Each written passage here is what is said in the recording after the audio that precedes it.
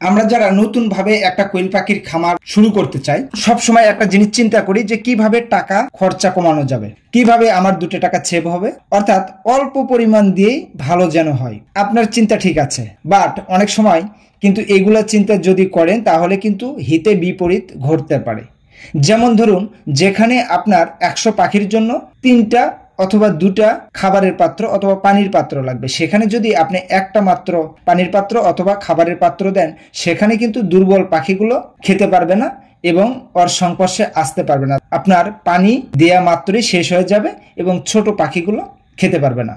আমি আজকে এই বিষয়টা নিয়ে আপনাদের সাথে আলোচনা করব। ধরুন, আমি যেভাবে পাখিকে খাবারের পাত্র এবং পানির পাত্র দেই সেটা হলো 1000 পিস কোয়েল পাখির জন্য সচরাচর 20টা পানির পাত্র অর্থাৎ 5 লিটার পানির পাত্র যদি হয়, সেক্ষেত্রে 20টা অথবা 25টা পর্যন্ত, গরমের সময় কিন্তু আমি 25টা পর্যন্ত পানির পাত্র দেই এবং খাবারের পাত্র দেই সচরাচর 15 থেকে 20টা, অর্থাৎ পাখিরা যেন স্বাচ্ছন্দ্যভাবেই খেতে পারে, অর্থাৎ কোনো তাড়াহুড়ো না করে কোনোভাবেই যেন না খায়। অর্থাৎ যখন পাখিরা খুব তাড়াহুড়ো করে খায়, একটার উপরে আরেকটা ওঠে, অর্থাৎ পাইলিং করে, তখন কিন্তু দেখা যায় দুর্বল পাখিগুলো যদি নিচে পড়ে যায় তখন তারা একদিকে খেতে পারে না, অন্যদিকে ওই পাখিগুলো ছোট হয়ে যায়, অর্থাৎ দুর্বল পাখিগুলো আরও দুর্বল হয় এবং সবল পাখিগুলো অর্থাৎ বড় পাখিগুলো আরও দিন দিন বৃদ্ধি পায়। এক্ষেত্রে দেখা যায় পাখিগুলো ছোট বড় হয়ে যায়। এক্ষেত্রে আপনি ডিমের প্রোডাকশনও কিন্তু কম আসবে। অর্থাৎ এই জিনিসটা আমাদের মাথায় রাখতে হবে, পানির পাত্র এবং খাবারের পাত্র যেন ফুল মতোই থাকে, অর্থাৎ ঠিকঠাক মতো যদি থাকে খাবারের পাত্র এবং পানির পাত্র।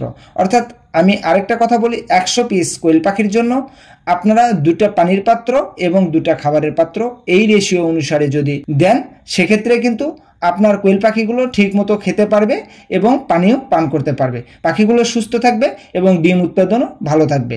এবং আমরা অনেক সময় দেখা যায় 1000 পিস যদি বাচ্চা আমরা বোর্ডিং করি, সেক্ষেত্রে মাত্র 4টা পানির পাত্র দিয়ে থাকি, কিন্তু সেক্ষেত্রে আমি বলবো অবশ্যই 6 থেকে 7টা 8টা পর্যন্ত পানির পাত্র যদি দেন, সেক্ষেত্রে আপনার ছোট ছোট বাচ্চাগুলো ঠিক মতো পানি পান করতে পারবে এবং খুব দৈহিক বৃদ্ধিটা, ওদের যে ওজন আসে অর্থাৎ যে বাড়ন্ত সময়টা, এটা ঠিক মতো বাড়বে।